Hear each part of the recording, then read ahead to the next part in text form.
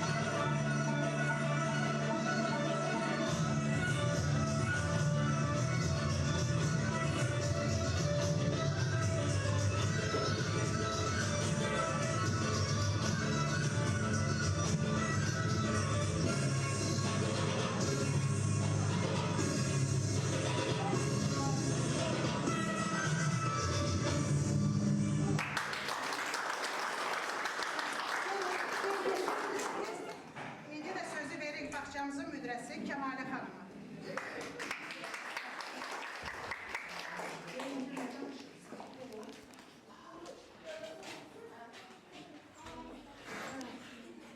Əziz və çox hörmətli valideynlər və bizim şirin şəkər, candan əziz balalarımız.